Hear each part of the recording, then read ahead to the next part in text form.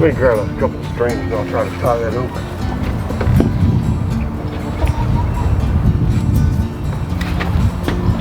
I got it. Huh?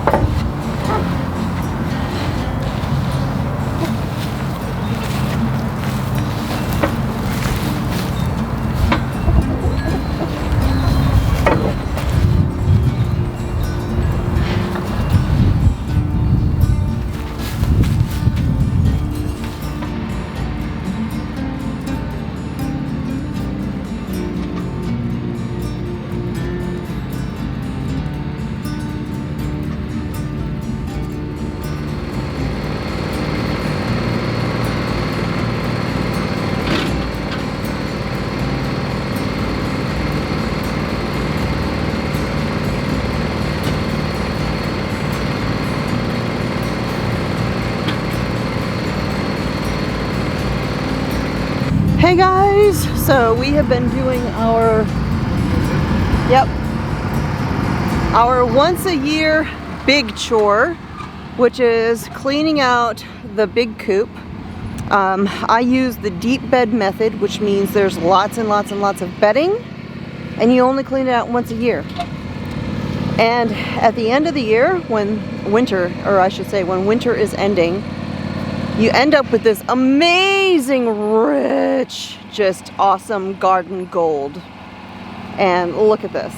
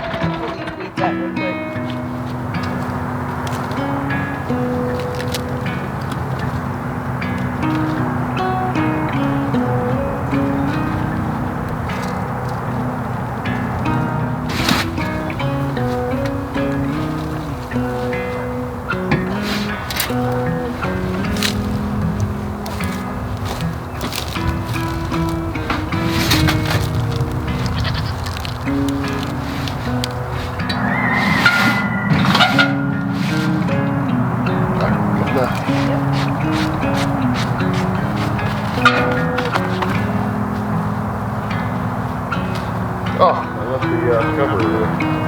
Just drive around that way. You can take it over there and park it. I'll grab it.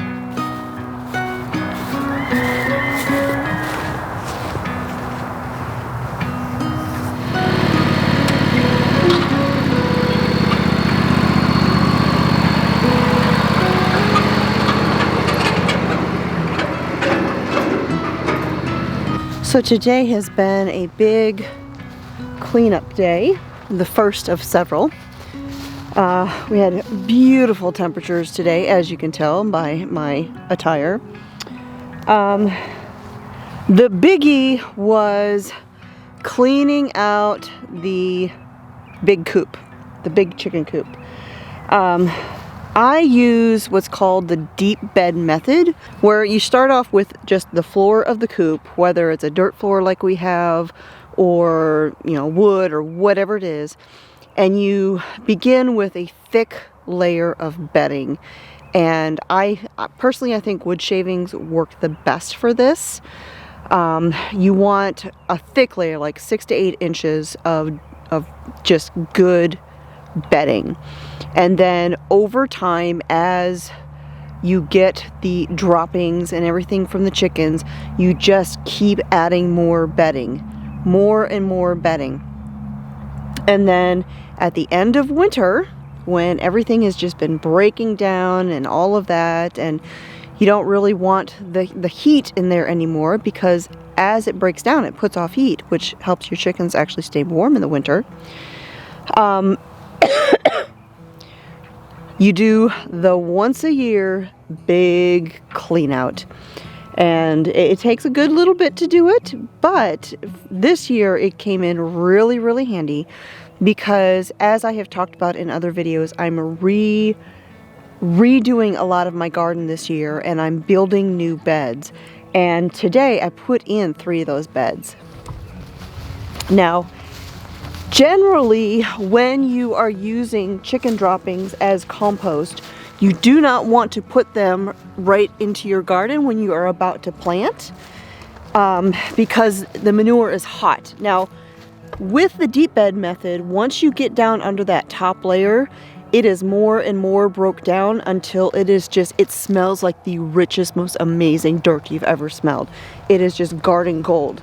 And that under layer, that could go straight into your garden, no problem. And you saw me putting that in the asparagus because it's super rich, but it won't burn the plants because it's all broken down. The fresher stuff that's all on top went into my beds. Now, as you can see, that's the top layer over there. It's got some straw, it's got some less broke down stuff, and then as you come down closer to this bed, this was getting down into that under layer where it's just that this does not smell like chicken poop. This smells like rich, amazing dirt right here. So it comes in super handy for topping off the garden right before growing season. So if you are putting this in existing beds and you're going to be planting in the spring, you want to do this well enough in advance that it gives that fresh manure over there time to break down. And you want several weeks to maybe a couple months even. It just depends on how hot and how fresh it is and your climate and everything. But since this is actually my Sabbath year of gardening, it actually started back in the autumn and will continue until this autumn. So I'm not doing a spring/summer garden.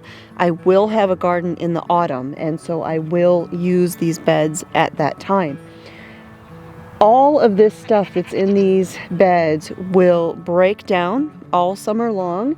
I will actually top all of this off with some soil, and then I'll mulch it, and then that is what I will plant in later this year. So if you are not familiar with these garden beds, these are the super easy ones I've done a video on. You can put the whole thing together in just a couple of minutes. I have a video where I show you how to do that. And because I'm going to be building a lot of beds, and I'm kind of starting this whole area from scratch, I decided not to build the raised beds tall. I would love to have the tall metal roof types of raised beds. Those are my favorite aesthetically, but they do require a lot of soil and everything, a lot of material to fill them. Now, I will tell you that all of my taller beds over there in the front of the house, and Mr. Smith is parking the tractor, I filled the bottom of them with old hay, old straw. I used branches, rotten wood out of the woods out there, and actually did kind of a hugelkultur inside a raised bed, and that works phenomenally. Yeah, so here is the beginning of all of this. Now, this week, depending upon the weather,